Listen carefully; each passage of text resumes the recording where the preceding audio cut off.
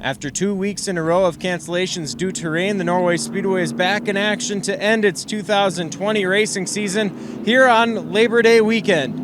Hi, I'm Todd Rose, here with the Rose Racing Report, and we're sure to have an excellent day of racing to end the 2020 season for the Norway Speedway. There's multiple specials pretty much for every division here today. The Ed Headland Memorial, the Fab Four Frenzy, and the day is highlighted by the Bob Iverson Memorial late model race, 100 laps, $1,000 to win. So it should be an excellent day of racing to end a great season here at the Norway Speedway. We'll have the highlights just ahead for you on the Rose Racing Report.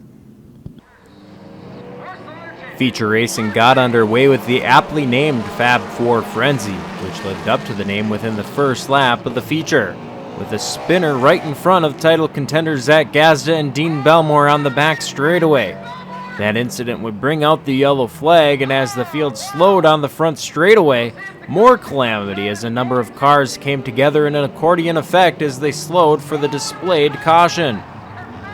A rash of cautions slowed the early running of the race, cautions that seemed to be right around Dean Belmore and Zach Gazda as they battled for the championship. Here, Corey Grandin spins in turn 4. Another incident saw Kyle Lohberger go into the turn 1 dirt, barely missing the guardrail. Eric Breitenfeld found himself out front when things had finally calmed down. Jake Dulford, Mike Lohberger, and the championship duo of Belmore and Gazda rounded out the top 5. Soon trouble for Breitenfeld in turn 1 as he went beyond the limit trying to avoid lap traffic. Jake Dulford made his way under him for the lead. A late race restart bunched up the field for a mad dash to the finish for the Fab Four Frenzy main event. The restart would prove vital in the championship battle as Belmore and Gazda made contact in turn 3, sending Gazda sideways and Belmore to the championship. In the battle for the race, Jake Dulford took the win, with Mike Lohberger over Eric Breitenfeld by a fender for second.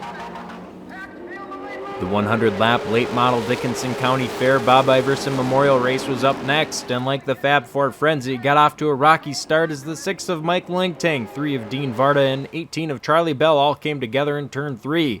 Slow motion shows Langtang get loose before snapping back to the right. Bell and Langtang would both continue while Varda got the worst of the deal. Day over. Spins from 2000 Norway Speedway champion Mark Schrader in the 7 and Neil Sanis in the 38 kept the field slow after the restart, but Cody Kootware in the 13 led the field back to green and into a solid rhythm. Behind him in 79 was now 2-time Norway Speedway champion Dan Lindsley, who clinched the title simply by showing up. Second wasn't good enough for the champ, though, as he would make his way under Kootware for the lead. Greg Hayes in 67 and Robbie Iverson in 97 both made their way around Kootware, as would Ryan Hood in the 119. Iverson would hop past Hayes on the outside just laps later. A mid-race caution bunched up the field for a restart, and it was Hood with the jump to get into second. Almost too good of a jump as he had to hold on tight through 1 and 2, battling a sideways car. Notice in this replay how loose he is and how Iverson gets out of the gas and gives him plenty of room to correct the sideways 119. From sideways on the restart to the bumper of Dan Lindsley, Hood was soon looking for the lead. It took a few laps, but eventually the 119 was out front. But Dan Lindsley was going nowhere. While Hood pulled away initially, Lindsley closed back in on the bumper of the 119 as they made their way through lap traffic. It was close. Then, too close. Contact. Ryan Hood goes around. Lindsley tapped out and dropped to the rear of the field while Hood maintained his spot at the front. On the restart, Iverson and Kootware followed Hood to the green flag, while further back, Dan Lindsley was trying to claw his way back up to the front of the field. Checkered flag in air, Ryan Hood would take the win with Robbie Iverson second and Mike D'Angelo third. Lindsley recovered to finish 6th.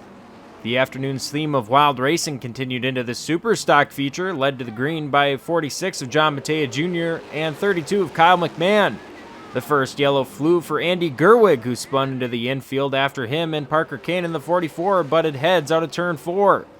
After the restart, McMahon led to the field to the green. The race for second was no holds barred between Matea and Adam Fall in the 15. One lap later,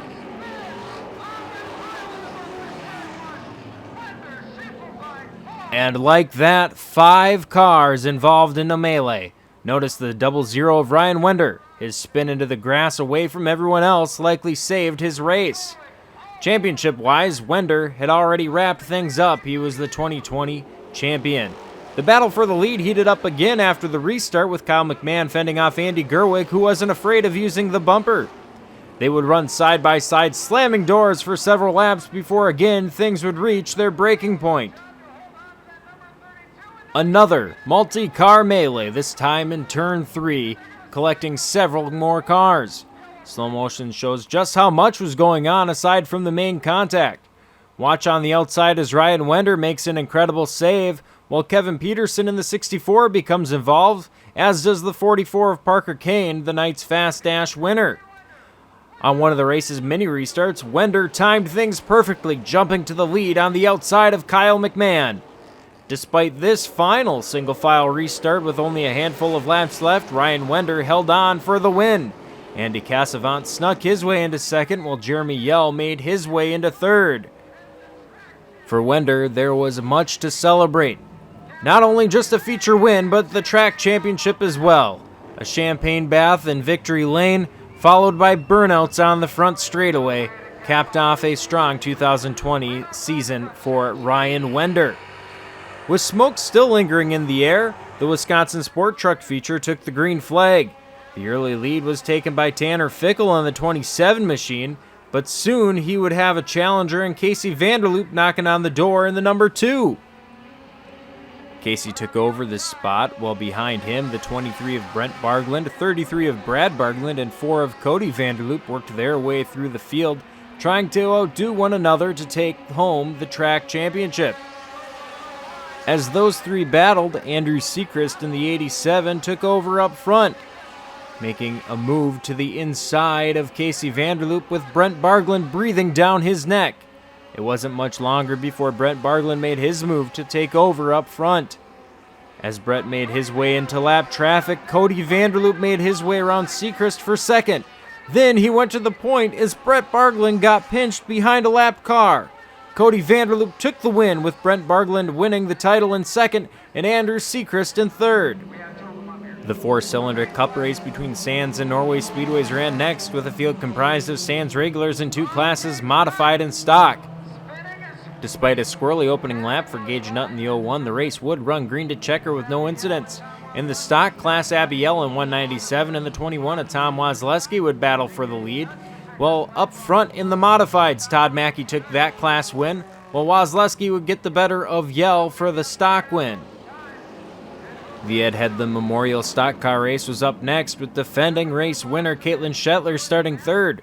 You may remember she won the race last year on her roof. She would try to repeat, minus the whole upside-down part. Travis Hulsizer in the 8 and Joey Pompriand in the number 1 led the field in the early stages, riding side by side.